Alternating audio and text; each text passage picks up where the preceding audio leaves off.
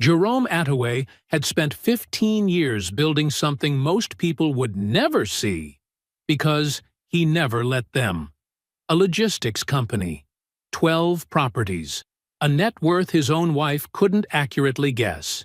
He drove a used truck, wore no jewelry, and kept his finances behind a wall of deliberate invisibility, because he'd learned early what money does to the way people love you. For 5 years, he believed Adrienne was different. Then he found an email she accidentally sent to the wrong inbox, a message to her mother, casual and unashamed, mapping out a plan that had nothing to do with love and everything to do with what Jerome was worth. He didn't explode. He didn't confront her. He got quiet. The kind of quiet that in Jerome Attaway meant something was already in motion. He waited for the right evening, sat across from his wife at their own dinner table, and told her he'd lost everything. He watched every trace of warmth drain from her face in seconds. And when she slapped him, open palm, hard, Jerome touched his jaw once, looked her directly in the eye, and said, "Thank you. That's all I needed." She had no idea what she'd just confirmed. She had no idea what was already coming. Before we jump into the story, comment where in the world you are watching from and subscribe, because tomorrow's story is one you need to hear. The morning sun was just starting to peek over the horizon as Jerome Attaway sat on his back porch, a steaming cup of coffee warming his hands. The house behind him was nice enough, 4 bedrooms, good bones, solid construction, but nothing that screamed wealth. That was exactly how he wanted it. He watched a pair of cardinals flit between the bird feeder and a nearby oak tree, their bright red feathers catching the early light. The simple wooden porch furniture had been his own choice, just like everything else about this deliberately understated home. No marble countertops or crystal chandeliers, nothing flashy that would make people look at him differently. Jerome took a slow sip of his coffee, savoring the quiet moment before the day truly began. Growing up poor in Memphis had taught him lessons that stuck, even after building Attaway Logistics into a company that cleared $4.2 million just last year. Money changed things. Money changed people.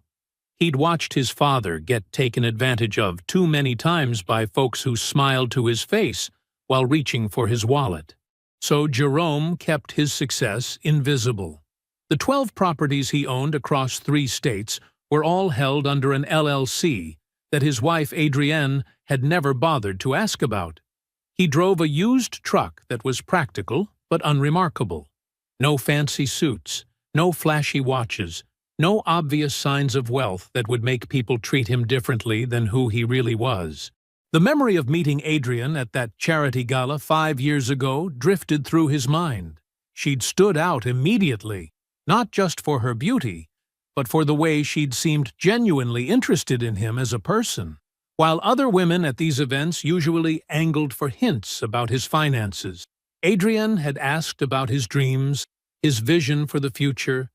She'd listened intently as he described wanting to expand the logistics company into new markets, nodding with what seemed like real understanding.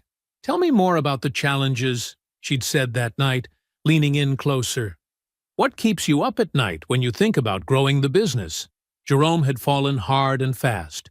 Here, finally, was someone who saw him, really saw him, beyond whatever he might have in the bank. But lately, something felt off. Small changes in Adrienne's behavior had caught his attention. Her spending had increased steadily over the past few months. Nothing outrageous, but noticeable.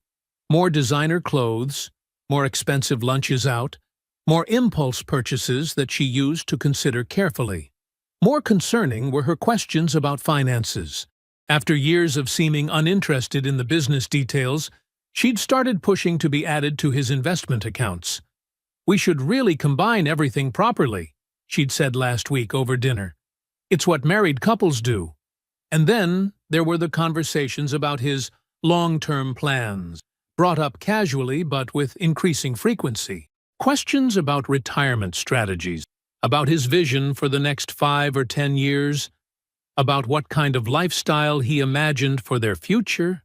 Jerome set his coffee cup down on the small table beside him. For 3 weeks now, he'd been quietly observing, letting his wife's words and actions paint a picture he wasn't sure he wanted to see. He hadn't said anything yet, hadn't confronted her, just watched and listened with the same patient discipline that had helped him build everything he owned. Standing up, Jerome collected his coffee cup and headed inside to his home office. He needed to check the shared email account he'd set up for household bills. As he opened his laptop and logged in, the morning light filtered through the window, casting soft shadows across his desk. The screen lit up with new messages. Jerome scrolled through them slowly, his expression remaining neutral, even as his eyes fixed on something unexpected. For a long moment, he sat completely still. The kind of stillness that comes from years of learning to control your reactions when the stakes are high. Then he closed the laptop with a quiet click. His face revealed nothing as he sat back in his chair, but the tension in his shoulders told a different story. Whatever he had just discovered in that email account, it confirmed something he'd been hoping wasn't true. The next morning's sunlight streamed through the kitchen windows, casting long shadows across the wooden table where Jerome sat, his laptop open before him. His first cup of coffee had gone cold, untouched, as he read the email for what must have been the 10th time since discovering it yesterday. The message sat there in black and white, accidentally forwarded to their shared household account when Adrienne had meant to send it to her personal email. The timestamp showed she'd written it to her mother, Brenda, just 3 days ago. "Mom, things are moving along like we discussed. I'm working on Jerome about the investment accounts. You know how he is about keeping things separate, but I think I'm wearing him down. Once I get access, we can move forward with the next phase. Troy says timing is everything, and he's right. I've got Jerome exactly where I need him. He still doesn't know anything. He's too trusting. That's always been his problem." Jerome's fingers hovered over the touchpad, scrolling back up to read it again. Each word felt like a small cut, precise and deliberate. The casual tone of Adrienne's message somehow made it worse. This wasn't written in anger or frustration. This was strategic, calculated. The mention of Troy's name stood out like a flashing warning sign. Jerome had heard that name before, just once, when Adrienne was on the phone last month. She'd quickly ended the call when Jerome walked into the room. At the time, he'd dismissed the flutter of concern in his gut. Now, reading the easy familiarity in how she referenced him, that moment took on new meaning. Setting his jaw, Jerome clicked through the email chain, looking for more context. The previous messages were mundane, discussions about lunch plans, complaints about the weather, but now even those felt tainted. How many other conversations had happened outside this account? How long had this been going on? He closed the laptop with a quiet click that seemed too gentle for the weight of what he'd just confirmed.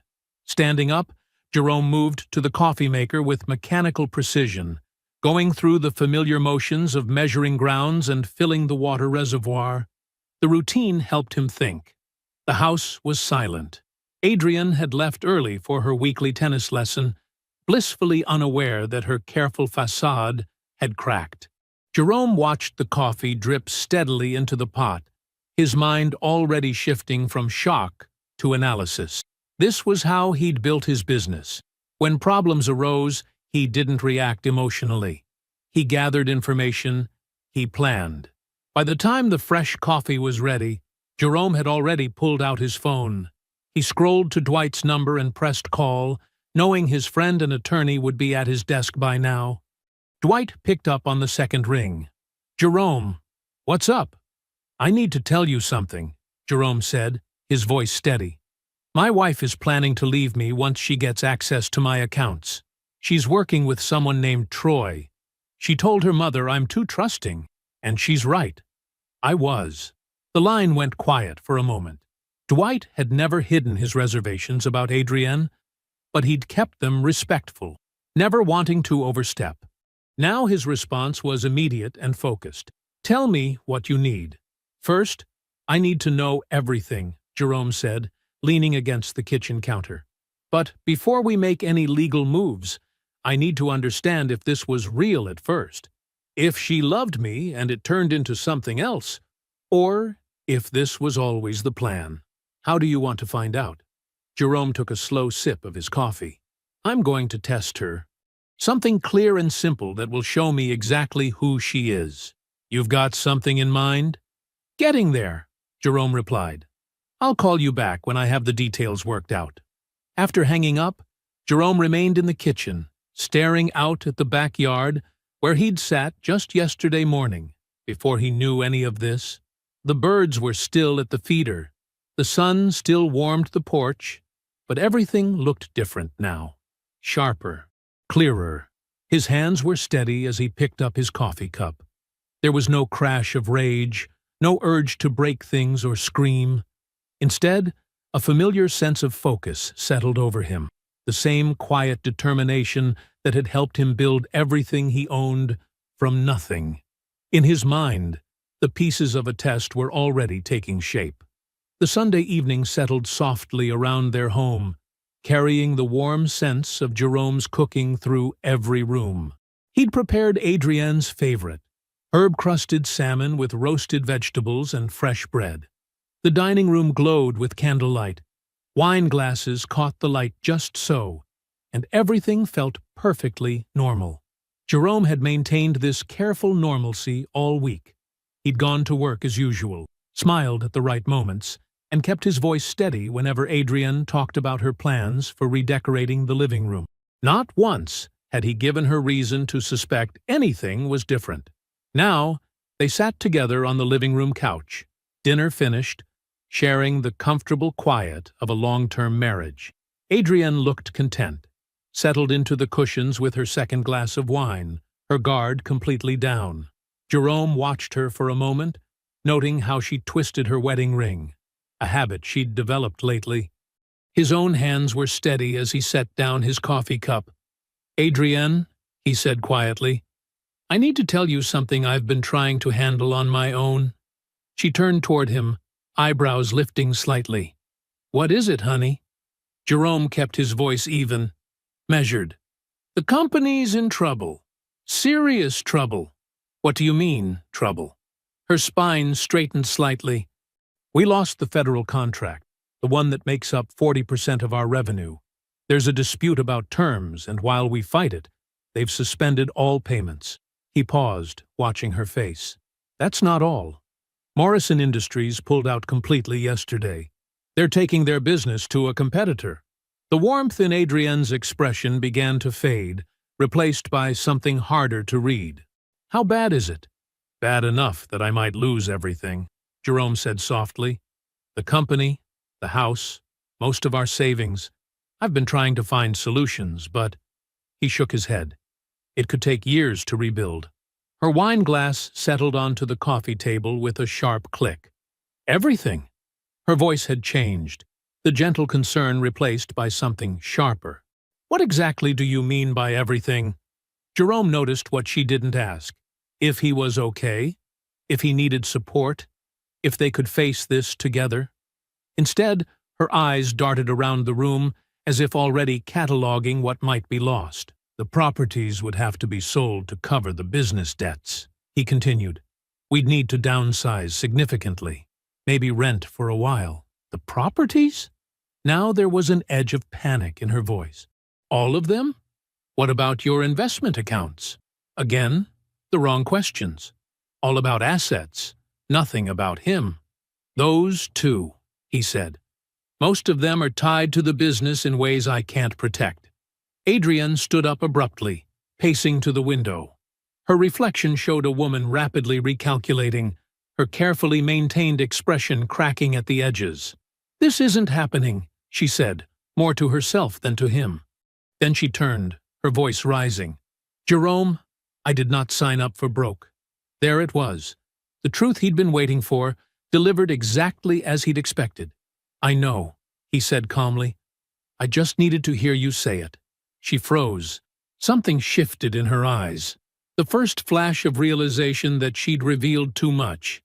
The panic of a woman who suddenly understood she might have miscalculated. The slap came fast, an open palm across his face, driven by fear and fury. The sharp crack of it echoed in the quiet room. Jerome didn't move, didn't raise his voice. He touched his jaw once, looked at her with perfect stillness, and said quietly, "Thank you. That's all I needed." Standing slowly, he picked up his coffee cup. His steps were unhurried as he walked to the bedroom. The lock clicked softly behind him. Adrienne remained in the living room, one hand still raised slightly, her breathing uneven. The candles flickered across her face as she tried to understand what had just happened, unaware that her husband's net worth remained exactly what it had always been. She had no idea that the only thing tested tonight had been her character, and she had failed spectacularly. The morning sun filtered through the kitchen windows as Jerome emerged from the bedroom, dressed for work in his usual crisp button-down and slacks. He'd slept little, but his movements were measured and controlled as he headed for the coffee maker. Adrienne stood by the kitchen island, already dressed and made up, her fingers wrapped tightly around her own coffee mug. Her practiced smile held a note of tension. "Jerome," she said softly. "About last night?" She set her mug down, taking a careful step toward him. "I overreacted. The stress of what you told me, it was just so unexpected. I never should have." She gestured vaguely at his face. "I'm so sorry." Jerome poured his coffee with steady hands, noting how she watched him, waiting to gauge his response. He turned to face her, his expression calm and open. "I understand," he said, his voice gentle. "Actually, I need to apologize too. I shouldn't have dumped all that on you without warning." He took a slow sip of coffee. "And I may have overstated the situation." Adrienne's shoulders visibly relaxed. "What do you mean?"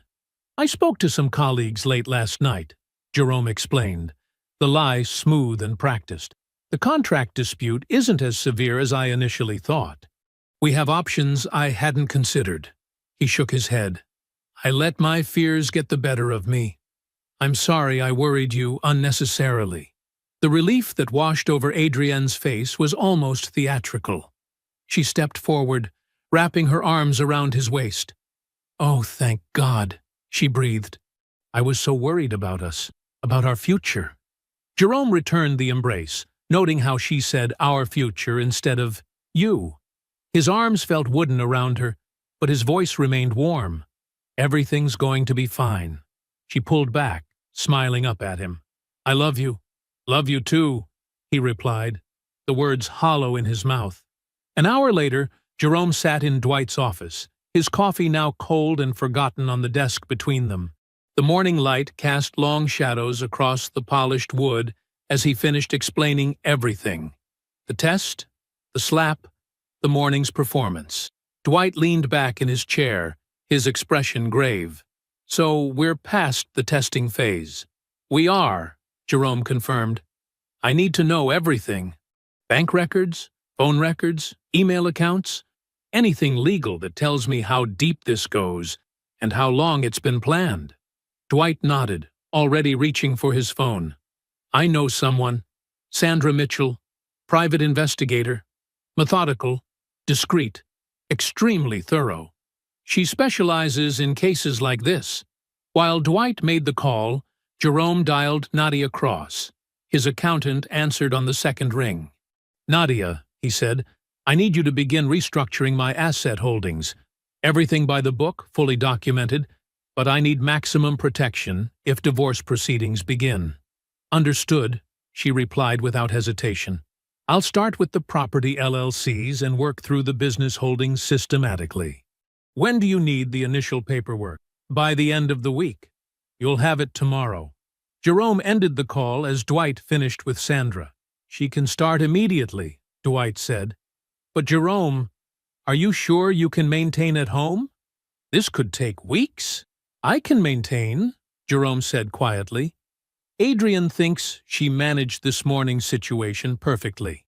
She believes I'm exactly who she's always thought I was, trusting, easily handled, unaware. That evening, Jerome sat beside Adrienne on their living room couch, her head resting comfortably on his shoulder as some reality show played on the television. Her body was relaxed against his, completely at ease. She had no idea that Sandra Mitchell was already beginning her investigation, or that Nadia was restructuring millions in assets with surgical precision. Jerome's arm draped loosely around Adrienne's shoulders as his mind reviewed the machinery now in motion. The investigators, the accountants, the careful legal groundwork being laid. His face remained perfectly neutral, betraying nothing of the calculated dismantling being orchestrated behind the scenes. On screen, someone was crying about betrayal. Adrienne made a small, sympathetic sound and nestled closer to Jerome. He squeezed her shoulder gently, the gesture automatic, empty. The late morning sun cast harsh shadows across Dwight's mahogany desk as Jerome sat down, facing both his attorney and his accountant. Sandra's manila folder lay between them, unremarkable in appearance but heavy with revelations. Jerome's hands were steady as he reached for it. "Everything's documented and verified?" he asked, though he knew Sandra's reputation for thoroughness. Dwight nodded. "Every piece admissible in court if needed." Sandra was meticulous. Jerome opened the file. The first page was a summary timeline, clinically detailing 5 years of calculated deception. His eyes moved methodically down the page, absorbing each detail with the same careful attention he gave to business contracts. Troy Billings's name appeared first, Adrienne's college boyfriend from her days at Vanderbilt. The communication records showed regular contact maintained through a series of different platforms over the years. Never quite romantic enough to qualify as an affair, but carrying an intimacy that spoke of shared secrets and future plans. The financial records came next. Bank statements revealed a pattern so subtle it had slipped past even Jerome's careful attention to their finances.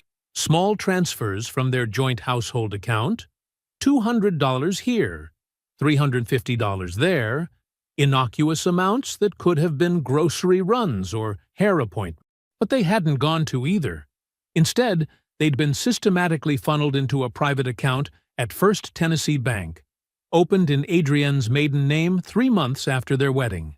$34,000 total, Nadia said quietly, pointing to the final sum.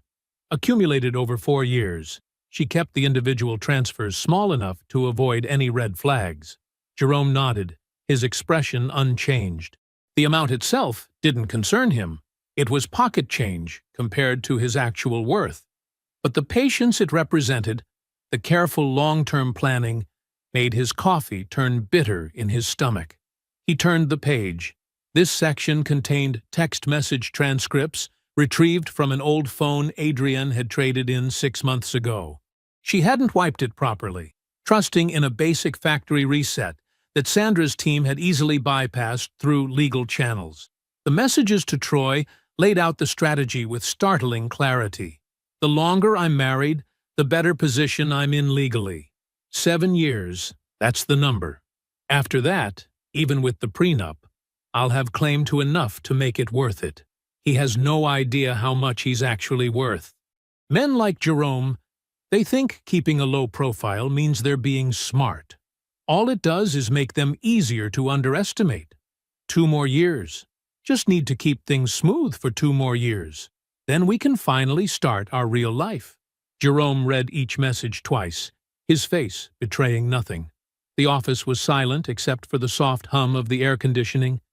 Nadia watched him with careful concern, while Dwight remained still, waiting. The final pages detailed money transfers between Adrienne and her mother Brenda. Small amounts, but regular, like payments on a contract. Jerome closed the file with the same deliberate care he'd opened it with. He sat back in his chair, drew a slow breath, and looked at his 2 most trusted advisors. "All right," he said, his voice level. "Let's start moving things." Nadia pulled out her laptop immediately. The restructuring is already in progress. The first phase of asset reallocation will be complete by Friday. Everything documented, everything legal. The prenup is solid, Dwight added. With this evidence of financial misconduct, she won't have grounds to challenge it effectively. Jerome nodded once. Keep going. I want everything locked down before she realizes anything's happening. The meeting concluded with precise next steps and timeline confirmations. No one mentioned the emotional weight of what they'd just reviewed. They didn't need to. Later, driving home in his used Ford F-150, Jerome kept the radio off. Traffic moved steadily around him as the afternoon sun began its descent, but he barely registered it. His mind was processing the full scope of what he'd learned. Not just the betrayal itself, but its architecture. 5 years of his life had been someone else's business plan. His marriage was a long-term investment strategy executed by a woman who'd seen him as nothing more than an undervalued asset to acquire. He drove in silence, his hands resting exactly where they should on the steering wheel, maintaining perfect lane position even as his world shifted permanently around him. The evening air was cooling as Jerome pulled into his mother's driveway. The small brick house where he'd grown up looked exactly as it had for 30 years. Neat flower beds, carefully trimmed lawn, porch light already on because Paulette never forgot to welcome people home properly. Before he could reach the door, it opened. Paulette stood there, still elegant at 68, her eyes sharp as they took in every detail of her son's expression. Without a word, she stepped back and said, "Come inside and sit down." The kitchen smelled like it always did. Coffee and the lingering warmth of whatever she'd baked that morning. Jerome sat at the small table where he'd done his homework as a child. Paulette poured 2 cups of coffee, added cream to his without asking, and settled across from him. "Tell me," she said simply. Jerome started with the email, his voice steady as he described finding Adrienne's accidental forward, the casual way she'd discussed manipulating him. He told her about the test, watching the warmth drain from his wife's face when she thought they'd lost everything. The slap. His mother's fingers tightened slightly on her coffee cup at that part, but she didn't interrupt. When he got to Sandra's findings, the secret account, the systematic diversion of funds, the recovered text messages laying out the 7-year plan, Paulette's expression remained calm. Only someone who knew her well would recognize the controlled anger in how still she sat. He finished with what they'd discovered about Troy, about the long game Adrienne had been playing. When he stopped speaking, the kitchen was quiet except for the soft ticking of the clock above the stove. Paulette took exactly 3 seconds before she spoke. "I knew that woman was a contractor, not a wife." She stood up and left the kitchen. Jerome heard her footsteps on the stairs, then returning. She placed a simple black notebook on the table between them.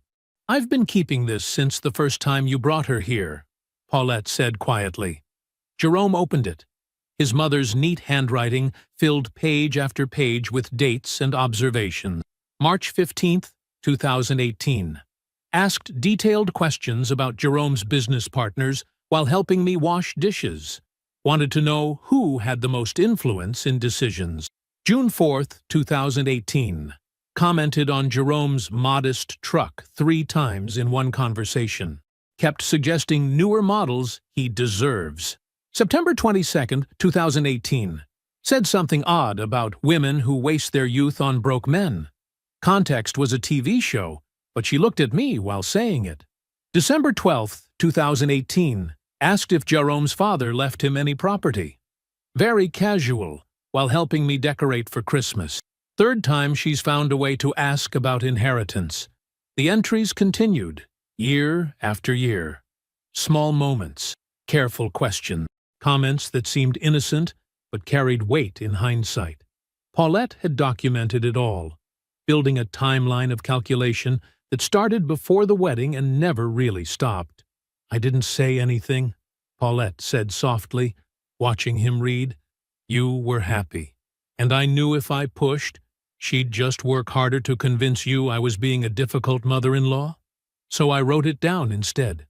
Figured someday, either I'd be wrong and could burn this notebook with joy, or you'd be right, and I'd need to see it, Jerome finished, turning another page. A mother knows, Paulette said simply. The way she looked at you, like she was measuring something. Real love doesn't measure. Jerome read through several more pages, each entry adding another piece to the puzzle he was finally seeing clearly. His mother had caught every false note, every calculated moment, every subtle probe for information about his finances. When he finally closed the notebook, Paulette reached across the table and took his hand. "What do you need from me?" "There's going to be a dinner," he said, "in the next few weeks. I'd like you there. You tell me when." "I'll be there." They talked a while longer, not about Adrian, but about work, about his plans, about normal things. When Jerome finally stood to leave, Paulette walked him to the door and hugged him tight. She held on a moment longer than usual, the way she used to when he was young and hurting but trying not to show it. The drive home was quiet, streetlights casting intermittent shadows across the dashboard. Paulette's notebook sat on the passenger seat. 5 years of careful observation, proving what a mother had known from the first moment she'd watched a woman measuring her son's worth. The afternoon sun cast long shadows across Dwight's office as Jerome reviewed the final preparations. The leather chair creaked softly as he leaned forward, studying the single page Nadia had prepared. The number at the bottom, his actual net worth, would rewrite everything Adrian thought she knew about their marriage. "All assets have been properly restructured," Nadia said, her precise tone matching her immaculate appearance. "Everything is documented and legally sound. The timing works perfectly with the prenuptial terms." Dwight nodded, adjusting his wire-rimmed glasses. "The divorce filing is ready. I'll submit it first thing tomorrow morning. Sandra's complete file is attached as supporting documentation." He paused, studying his oldest friend. "You're sure about the timing?" "Tonight," Jerome said quietly. 5 years is enough." They went through the logistics one final time. Paulette would arrive at exactly 7:45, giving Jerome 45 minutes with Adrian first. Dwight would keep his phone close, ready to handle any legal questions that arose. The prenuptial agreement, which Adrian had signed without careful review, convinced it wouldn't matter, would activate specific clauses based on documented financial misconduct. "Remember," Dwight said, "let her talk. The more she says, the more we can use." Jerome stood, straightening his jacket. "I appreciate both of you. This isn't just business for me anymore. This is about truth." Back home, Jerome moved through the kitchen with deliberate calm. He'd chosen to cook himself. Grilled salmon, roasted vegetables, fresh bread. The table was set with their best dishes, candles ready to be lit. Everything looked perfect. Everything looked normal. He'd called Adrian at lunch, voice warm with practiced sincerity. "I've been thinking," he'd said. "We need a reset. Just us, dinner at home, a chance to really talk, get back to being transparent with each other." Her response had been immediate, enthusiastic. "That sounds wonderful, baby. I'll be home by 6:30. Now, as the afternoon light softened into evening, Jerome moved through each step with precision. The food was timed perfectly. The wine was breathing. Nadia's document waited in his jacket pocket, ready to reshape reality with a single page of numbers. At exactly 6:25, he heard Adrienne's key in the door. She entered smiling, still wearing the cream silk blouse and tailored slacks she'd left in that morning. "It smells amazing in here." Jerome met her with a kiss on the cheek. "Welcome home." "Wine?" "Please." She settled at the table, taking in the candles, the careful presentation. "This is lovely, Jerome. Really lovely." He poured her favorite red wine, watching her relax into the moment. She looked beautiful. She always did. That had been part of the performance from the beginning, he now understood. Every detail calculated for maximum effect. They began eating, the conversation flowing easily. Jerome asked about her day, listened to her stories about client meetings and lunch plans. She was animated, engaged, completely at ease. She had no idea that Sandra had documented every meeting, every lunch, every carefully orchestrated interaction that advanced her longer game. The salmon was perfect, the vegetables roasted just right. Jerome watched Adrienne take small, elegant bites, sipping her wine between comments about how nice this was, how they needed more evenings like this. Each word landed differently now that he knew their weight. At 7:30, right on schedule, Jerome refilled their wine glasses. Adrienne was fully relaxed now, cheeks slightly flushed, gesturing as she told a story about her afternoon. The candlelight caught her wedding ring, the one she'd insisted needed to be upgraded last year. "How's your mother doing?" Jerome asked casually, cutting another piece of salmon. "Have you talked to Brenda lately?" "Oh, she's well." Adrienne smiled, taking another sip of wine. "I was just talking to her yesterday, actually. She sends her love." Jerome nodded, setting his fork down deliberately. The sound of silver against china seemed suddenly loud in the quiet room. "I know," he said simply. Adrienne's smile stayed fixed in place, perfect as always, but something flickered behind her eyes, a quick, sharp shadow of uncertainty that came and went so fast, most people would have missed it. But Jerome had been watching for it, and now he saw everything. The candlelight flickered across Adrienne's face as the silence stretched between them. Her wine glass sat forgotten, the red liquid catching the flame's glow like trapped blood. "What exactly do you mean, you know?" Her voice aimed for casual, but landed somewhere else entirely. Jerome reached inside his jacket, movements unhurried and precise. "I know about the email you accidentally forwarded to our shared household account 3 weeks ago. The one to your mother about working on me to get access to the investment accounts." The color drained from Adrienne's face so gradually it was almost beautiful to watch, like time-lapse photography of a sunset in reverse. "I also know about Troy Billings," Jerome continued, his voice steady and clear. "Your college boyfriend, the one you never stopped texting, the one you told about your 7-year plan." "Jerome, whatever you think you've found," Adrienne started, but he raised his hand slightly. Not commanding, just indicating there was more to say. "Over the past 4 years, you've diverted $34,000 from our joint household account into a personal account I wasn't meant to know about. Small amounts, careful amounts. But they add up, don't they?" Adrienne's hands were perfectly still on the table, too still, like a prey animal trying to avoid detection. "Those transfers were for household expenses. I kept receipts." "No," Jerome said simply. "They weren't." He removed the single page from his jacket and placed it on the table between them.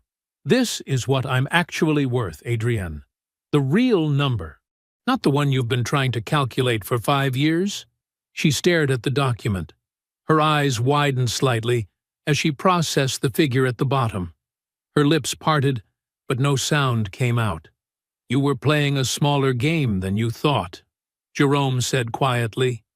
The fracture in her composure started at the corners of her mouth, a tiny tremor that spread outward like cracks in glass. This is circumstantial. You're taking things out of context. A few text messages, some banking mistakes." "I have the full text message history," Jerome interrupted gently. "The ones where you laid out the whole plan. 7 years of marriage to establish maximum claim before filing for divorce. Your words, Adrienne. Your timeline." Her face transformed then, fear crystallizing into rage. "So you investigated me? Hired someone to spy on me? Treated your wife like some kind of suspect?" Her voice rose with each question. "How dare you violate my privacy like this? How dare you—" "You can stop performing now," Jerome said. His tone wasn't cruel. If anything, it was almost kind. The audience already knows the ending. The doorbell chimed through the house, right on schedule. Jerome stood smoothly. That would be my mother. Adrian's head snapped up. Your mother? What is this? Jerome opened the front door. Paulette stood there in her good coat, her face set in lines of quiet determination. She entered without a word. Following Jerome to the dining room, she took the chair directly across from Adrian without removing her coat. I want to watch you explain yourself, Paulette said simply. Adrian opened her mouth, closed it. The silence stretched. The divorce papers will be filed first thing tomorrow morning, Jerome said, his voice steady and clear. Because of the documented financial fraud, the secret account, the diverted funds, and because of the asset restructuring already completed, you'll receive the minimum required by state law. Nothing more. He tapped the prenuptial agreement she'd signed 5 years ago, which lay beside Nadia's net worth document. You should have read this more carefully. It protected me completely, right from the beginning. You just didn't think it mattered because you planned to be gone before it became relevant. Adrian sat frozen, staring at the papers in front of her. The candles burned lower, wax pooling at their bases. Paulette watched her with the steady gaze of a woman who had been waiting years for this moment. Jerome stood and began gathering the dinner plates. His movements were calm, unhurried. The quiet clink of china was the only sound in the room as he stacked them carefully, already moving forward into whatever came next. The morning sun cast long shadows across Jerome's kitchen as he reviewed the divorce papers one final time. Dwight sat across from him, methodically checking each page before adding it to the filing stack. Everything's in order, Dwight said, his voice carrying the quiet satisfaction of work done precisely. I'll file these within the hour. She'll be served by noon. Jerome nodded, finishing his coffee. And the 30-day notice? Already prepared. Dwight slid a sealed envelope across the table. Clear, legal, and completely by the book. She has until the end of next month to relocate. The envelope felt heavy in Jerome's hand, though it contained only a single page. He placed it on the kitchen counter where Adrian would find it when she emerged from the guest room where she'd spent the night. Within 2 weeks, Adrian's carefully constructed world dissolved like sugar in rain. She found a small apartment across town, the kind of place she would have dismissed as beneath her just months ago. Now she signed the lease with hands that trembled slightly, the depleted balance of her secret account barely covering the security deposit. Her designer clothes disappeared into consignment shops. The weekly spa appointments stopped. The lunches where she'd casually dropped Jerome's credit card vanished. The lifestyle she'd curated evaporated, leaving behind only the bare bones of what she could sustain alone. Troy Billings, when faced with an Adrian who exited her marriage with far less than planned, proved exactly as loyal as Jerome expected. His texts grew shorter, his calls less frequent. When she finally reached him directly, his voice carried the distant politeness of a man backing away from a bad investment. I just think it's best if we take some space, he said. You understand? The line clicked dead before she could respond. On a Wednesday morning, Brenda Fowler's number appeared on Jerome's phone. He answered, settling into his office chair. Jerome, please, Brenda began, her voice thick with practiced maternal concern. You have to understand. We never meant to hurt you. Adrian loves you in her way. She's young, she made mistakes, but destroying her like this? Taking everything? That's not the man I know you to be. He let her continue, listening as she cycled through guilt. After all we've shared as family. Negotiation. We can find a compromise that works for everyone. And finally, veiled threats. You don't want this getting messy in public. When she finished, Jerome spoke once, his voice clear and final. Brenda, you raised your daughter to hunt men. I'm not a man you could hunt. Don't call this number again. The phone clicked silent in his hand. 3 days before Adrian's planned departure, Paulette requested a final conversation. They sat in the living room, most of the furniture already gone. The afternoon light harsh and revelatory through uncurtained windows. Paulette opened her notebook, her voice steady and factual. October 12th, 5 years ago. At Jerome's birthday dinner, you asked about his investment strategy before you asked for a second slice of cake. December 3rd, you spent 40 minutes on the phone with your mother immediately after Jerome mentioned expanding the logistics company. February 17th, you suggested separate vacations the same week Jerome had to delay buying that third property. She continued, each entry a small, precise cut. Dates, times, words quoted exactly.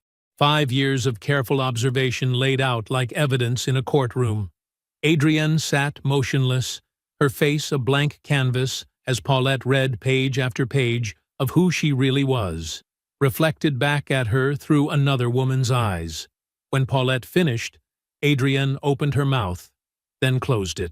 What could you say to someone who had watched you so clearly, who had documented your every calculated move, and was now simply reading the record back to you without judgment or anger? The silence stretched between them like a verdict. On the final morning, Adrienne loaded the last box into her car. The trunk closed with a hollow sound that echoed across the driveway. Jerome stood on the porch, watching as she walked around to the driver's side door. She paused with her hand on the handle, as if waiting for something. Final words, perhaps, or some sign of regret. Jerome remained still, his face composed. He felt neither triumph nor relief, only the clean, hollow quiet of something finally finished. The car started. The wheels crunched on gravel. Then she was gone, leaving behind only the settling dust and the long shadows of morning stretching across an empty driveway. Morning sunlight spilled across Jerome's new porch, painting warm stripes across the rich wooden boards. His coffee steamed in the crisp air as he settled into a handcrafted rocking chair, one he'd bought simply because he liked it, with no concern for what anyone else might think. The house behind him stood proud against the sky, 3 stories of brick and glass, with wide windows and a wraparound porch that spoke of permanence and peace.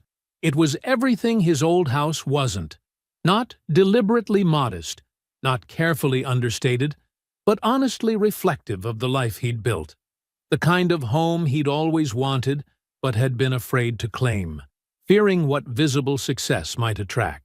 Jerome took a slow sip of coffee, savoring the quiet. 18 months had transformed more than just his address. Attaway Logistics had doubled its revenue, expanding into 3 new states, with a fleet of trucks that bore the company's redesigned logo. The growth hadn't been accidental. It came from finally allowing himself to think bigger, to build without constraint. His new business partner, Michelle Chen, had been key to that expansion. She'd approached him at a logistics conference with sharp questions and sharper insights, challenging his assumptions about market penetration in ways that made him sit up and take notice. Their partnership was everything his marriage hadn't been: professional, mutually respectful, and rooted in shared vision rather than hidden agendas. The dating scene had surprised him most of all. He'd met Catherine at a community investment forum where they were both speaking about sustainable urban development. She'd argued with his points about traffic flow patterns, completely unimpressed by his presence and entirely focused on the issues at hand. It wasn't until their third date, sharing plates at a small Vietnamese restaurant, that he finally mentioned his actual financial position. Catherine had paused with her chopsticks halfway to her mouth, considered the information for exactly 2 seconds, then asked, "Have you seen that new documentary about urban beekeeping? The one about rooftop hives?" They'd spent the next hour debating the feasibility of citywide pollinator corridors. When he told Dwight about her over lunch last week, his friend had simply set down his fork and said, "That's the one." Coming from Dwight, who had watched Jerome's life implode and rebuild, it carried the weight of prophecy. The Sunday dinners with Paulette had become sacred ritual. She arrived each week with new recipes to try, filling his kitchen with the sense of childhood and the sound of stories he'd never heard about his father. Not once in 18 months had she mentioned Adrienne or said, "I told you so." She didn't need to. Her presence every Sunday said everything about loyalty and love that needed saying. Jerome's office, a warm space lined with books and sun-catching windows, held one distinctive piece of art. The framed prenuptial agreement page hung beside his degrees, Dwight's idea of a birthday present. It wasn't displayed as a trophy or a warning, but as a quiet reminder that protection doesn't always look dramatic. Sometimes it looks like careful paperwork, patient documentation, and the courage to ask uncomfortable questions before they become crucial ones. Word about Adrienne came occasionally through mutual acquaintances. She'd landed a part-time position coordinating corporate events in a city 2 states away. The salary barely covered a 1-bedroom apartment and basic expenses, the kind of life she'd spent years carefully plotting to escape. She never spoke about Jerome publicly, never explained what happened. Some humiliations were too precise, too perfectly engineered, to survive retelling. Jerome stood from the rocking chair and moved inside to his kitchen, where morning light played across granite countertops he'd chosen himself. Coffee in hand, he stood at the window, watching sunlight creep across his carefully tended yard. A memory of the slap flickered through his mind, not with anger or bitterness, but almost with gratitude. In that single second of uncontrolled reaction, she'd given him every answer he needed. Everything that followed, the investigation, the documentation, the quiet legal preparations, had simply been patience given structure. He'd learned that revenge wasn't about dramatic gestures or public humiliation. True justice was about letting someone's own choices become their consequence. He thought about his mother's words from dinner last night. "You know what I love about this house? It looks like you. Not who you were trying to be, just you." Setting down his coffee mug, Jerome picked up his keys from the counter. A full day waited ahead. Meetings to drive growth, not protect against loss. Partnerships built on shared vision, not hidden motives. A life measured by what he was building, not what he was hiding. The morning light caught the keys in his hand, gleaming like promise. I hope you enjoyed that one. Be sure to like the video and subscribe so you don't miss the next story. I've picked out 2 more for you that I think you'll really like.